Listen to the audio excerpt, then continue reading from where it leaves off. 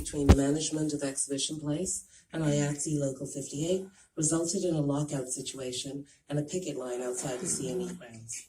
The impact on individuals and families making decisions not to attend the X was evident in the X's attendance this year.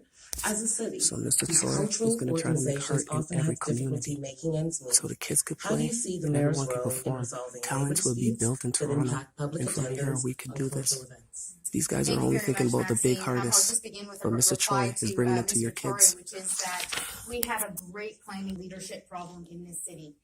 To the X, again, we need leadership. We need to bring every party to the table. And this is where you stand up as the mayor of this city and you say, labor matters. Labor delivers and builds this city and delivers the arts in this city. And you stand bases. Thank you. So yeah, it was sad to hear about 1 year loss at York University when Kippy went on strike. These things are not good for the city. And so what I have been doing is making sure they've gone back several times, unfortunately, not yet successfully, to the bargaining table. I will continue to do that. I was, in fact, continuing to do that this week, to say that they should be back at the bar. And management. We can't have a division. That's never going to work for any of us. I'm really for workers striking. They are not asking for anything unreasonable, and it's time for the city to go back to the negotiating table and negotiate in good faith.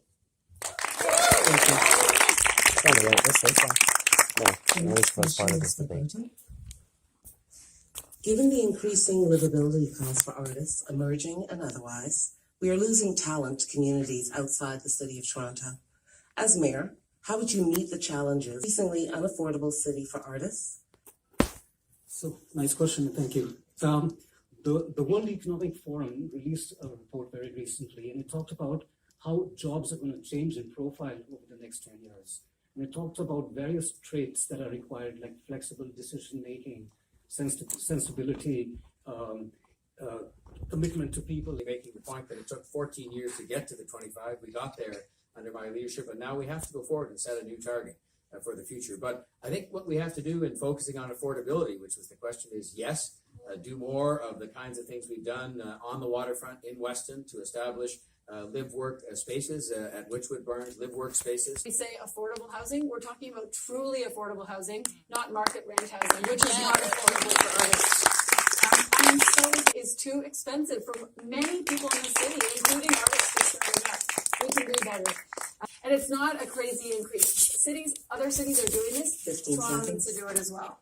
And we need to make sure we're funding things like community centers appropriately so we have programming for people, for artists and their children. Thank you very much. Really? Not today, I not on want my to see clock, a state of emergency declared vis-a-vis the housing crisis in the city of Toronto. A 80% of market rate, in my view, with all due respect to Jennifer Keesmaat, is not affordable for the vast majority of working class people in the city of Toronto.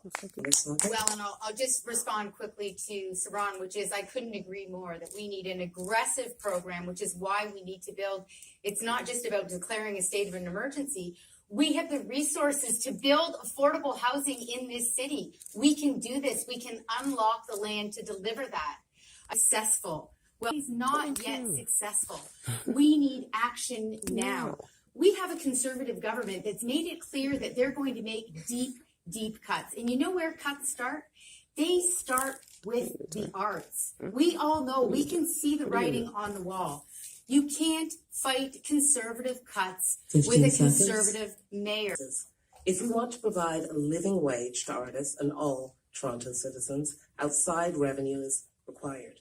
What ideas do you have for finding new sources of revenue, either public or private? It is true that we need all hands on deck to make sure that we can make the arts successful and make the city successful. And I talked about the public investment and the fact we need to set a new target. Again, I repeat the fact it took 14 years, and it took me as mayor with people like Gary Crawford to get to the 25, and we now do have to go further. But we have to do it in a way that is consultative with the artistic community. But everything that I have done since then, during my time as mayor, has been about making sure that we can take arts out to the people and make them accessible to people. Art programs that made music available and exposed our artists at City Hall, at the airport, and at places like that. But I also point to something like the Bentway and the Meadoway. The Bentway is a place where who would have thought that we would have a space underneath the Gardiner Expressway where we would both have people skating in the winter and celebrating the arts in the summer. And that came about, yes, thanks to a very generous donation from the Matthews family, but as well from a lot of will exerted from my office and by the council, and $10 million And not one on of these public guys right investment. there, okay? And these are the kinds Oh, of partnerships, big and small.